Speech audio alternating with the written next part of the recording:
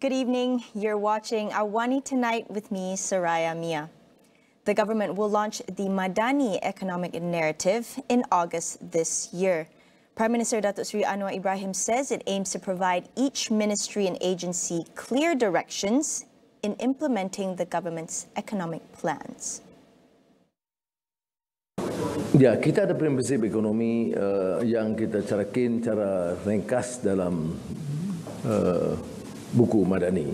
Tetapi Kementerian Ekonomi dan kementerian yang terlibat dan juga sektor swasta bila ada proses libat urus ini tentu akan menentukan beberapa dasar yang kita sebut tadi, soal pengguna tenaga, soal keutamaan pelaburan dan soal ekonomi hijau dan yang lain-lain lah. Jadi kita akan tumpukan bidang-bidang yang dirasakan perlu difaham. Naratif ini akan berkerangka besar, umum dan disusuli dengan beberapa tiang nadi ekonomi yang dijelaskan secara berperingkat. The Smoking and Tobacco Control Bill 2023 has been referred to the Parliamentary Special Select Committee PSSC for another round of fine-tuning. Health Minister Dr. Zaliha Mustafa said this was after the bill received several recommendations during engagement sessions last week. Penyediaan Blue Bill di atas meja yang berhormat semua membuktikan komitmen kerajaan. Namun mengambil kira sesi libat urus bersama pihak jawatankuasa pilihan khas kesihatan pada 6 Jun lepas, juga ahli-ahli parlimen, badan profesional dan badan-badan bukan kerajaan, terdapat permintaan agar beberapa perkara dilihat dan diperhalusi secara lebih lanjut yang dipertua. Oleh kerana itu, rang undang-undang ini adalah sangat penting. Sokongan tidak berbelah bagi daripada semua pihak adalah perlu. Oleh itu, KKM mencadangkan rang undang-undang ini dirujuk kepada JKPK Kesihatan bagi penelitian lanjut, di mana jawatankuasa ini berfungsi sebagai mekanisme semak dan imbang yang akan mengambil kira pandangan daripada semua pihak. The revised bill tabled on Monday retains the over 20 recommendations put forward by the PSSC. The Control of Tobacco Product and Smoking Bill, which includes the generational endgame GEG policy, was previously tabled last August by then Health Minister Khairi Jamaluddin. The government aims to reduce the prevalence of high blood pressure among Malaysians by 25% come 2025. Health Minister Dr. Zaliha Mustafa says this is one of the KPIs for non-communicable diseases within her ministry. Citing the 2019 National Health and Morbidity Survey, Dr. Zaliha said hypertension prevalence was at 30% as of 2019. Diabetes prevalence also increased from 13.4% in 2015 to 18.3% in 2019. She added that her ministry's other KPIs include reducing salt consumption by 30% and keeping the obesity rate below 15%.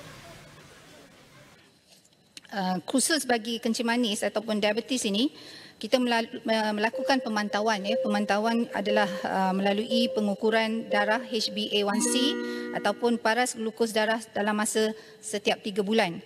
Dan pesakit-pesakit yang dirawat di klinik kesihatan, dan pemantauan ini dibuat melalui National Diabetes Registry atau NDR. Dan bagi tahun 2022 kita dapati sebanyak 31.89% pesakit diabetes ini telah mencapai tahap kawalan diabetes yang baik. Meanwhile, the Education Ministry is conducting a study to assess the feasibility of making it mandatory for students to complete schooling until Form 5. Deputy Education Minister Lim Hui Ying says many drop out at secondary school level due to poverty. Yang utama itu adalah kemiskinan kerana kebanyakan murid-murid menengah sudah mula bekerja. Bila mereka sudah mula bekerja, mereka sudah mesti menanggung ekonomi atau sara hidup keluarga masing-masing, jadi mereka memilih tidak meneruskan pelajaran. Jadi ini adalah satu masalah sosial yang kita mesti hadapi, dan kita mesti ada cari jalan bagaimana untuk menghadapi ini. The current education system only requires students to complete 6 years of schooling until Standard 6. Lim said the ministry would continue to address the issue by extending aid to students in need, including scholarships, school uniforms and supplementary food programs. Selangor plans to ban all pet stores in the state from selling cats and dogs to encourage adoption from shelters instead. State Executive Councillor for Local Government, Ng Zihan, says the plan is currently in its final stages. Ng also said an animal shelter over a 1.2-hectare plot of land would be launched soon, located close to Cyberjaya. This is to promote adoption, raise awareness on stray animals, and generate funds for animal welfare initiatives. He added that the state government has recommended all local councils to use the netting method for catching dogs. However, he said the looping method could still be used in cases where stray dogs were in hard-to-reach locations, such as small holes and under vehicles. National diving queen Datuk Pandalela Rinong has been chosen as a national unity icon. According to National Unity Minister Datuk Aaron Agodagang, her title was recently installed alongside other leaders, artists and sport legends as part of efforts to strengthen unity among the people. Sekarang ini kita melihat perenang kita yang juga menjadi ikon, dan kita masukkan beliau ke dalam agensi di bawah kita, seperti Pandalela. Kita masukkan beliau supaya beliau menjadi ikon di Kementerian Perdagangan Negara. The 30-year-old diver made history as the first Malaysian female athlete to win an Olympics medal, and the first Malaysian athlete to win an Olympics medal in a sport besides badminton after winning a bronze medal in the 10-meter platform at the 2012 Summer Olympics. She also won the gold medal in the individual 10-meter platform at the 2021 FINA Diving World Cup in Tokyo, Japan. Pandalela, who is from Sarawak, was crowned the national sportswoman for the 4th time in 2021, receiving the same title in 2011, 2012 and 2015. In other news, former Umno Vice President Datuk Sri Hishamuddin Hussein clarified today that he was never summoned by the party's disciplinary board after his suspension. He said till now he still has no clue as to why he was suspended from the party in the first place. Hishamuddin also questioned UMNO President Datuk Sri Ahmad Zahid Hamidi's sincerity in his initiative for members who were previously sacked and suspended to return to the party fold. He said the party's suspension process typically involves appealing to be reinstated and presenting the case to the disciplinary board.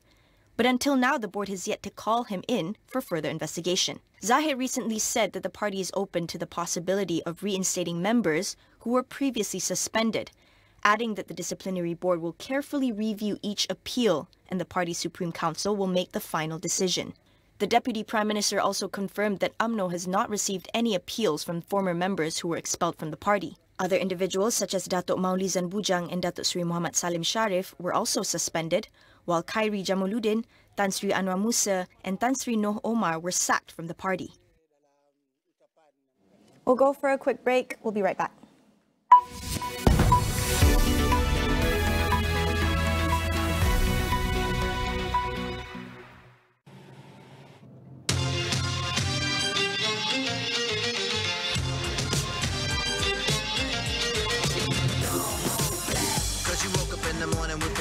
To move, so I make it harder. If you think about it, so many people do be cool and look smarter. World, the time has come to.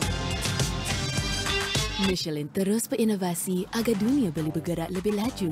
Michelin, penggerak kehidupan. Lembu seko gegak gempit.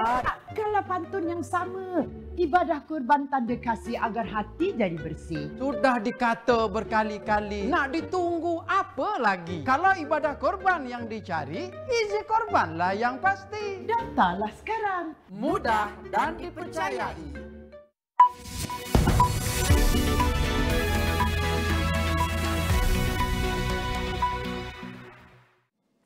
Welcome back. Former Italian Prime Minister Silvio Berlusconi has passed away at the age of 86. The right-wing politician died at a hospital in Milan where he had been admitted since Friday. Berlusconi had been suffering from leukemia for some time and recently developed a lung infection. The billionaire media mogul turned politician had undergone heart surgery in 2016 and was regularly hospitalized after catching COVID-19 in 2020. Despite being re-elected to the Senate last year, he was rarely seen in public. He remained official head of the Forza Italia party and works closely with Prime Minister Giorgia Meloni's coalition government. Berlusconi was Italy's longest-serving premier. He led Italy 3 times between 1994 and 2011 for a total of 9 years. One of Italy's most flamboyant politicians, Berlusconi made a comeback in 2017 despite a career tainted by sex scandals, allegations of corruption, and a tax fraud conviction.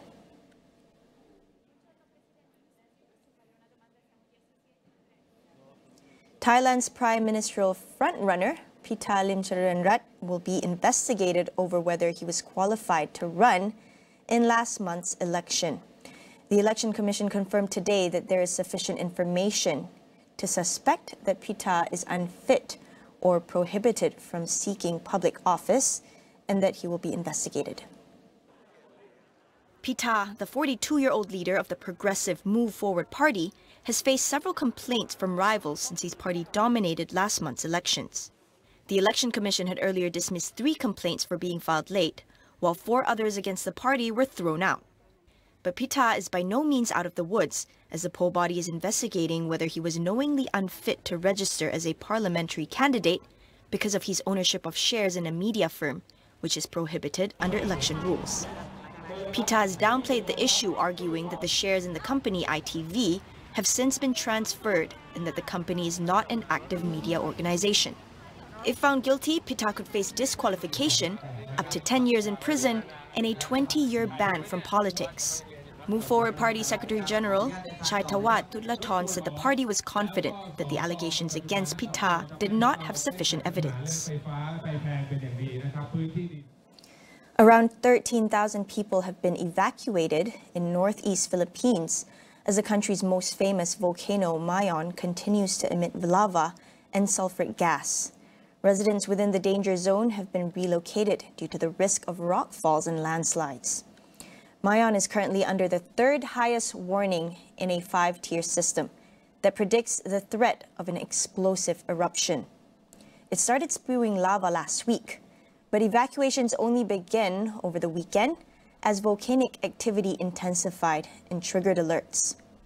The volcano last erupted in 2018, displacing thousands of villages and coating nearby towns in thick layers of ash.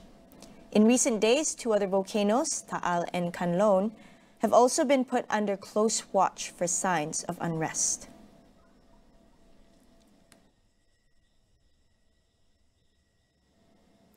A British man attempted to scale the world's 5th tallest building in South Korea without ropes. That is until authorities forced him to abandon his climb more than halfway up the 123-story Lotte World Tower in Seoul. The 24-year-old, wearing shorts, made his way up the landmark skyscraper for more than an hour as police and firefighters gathered below.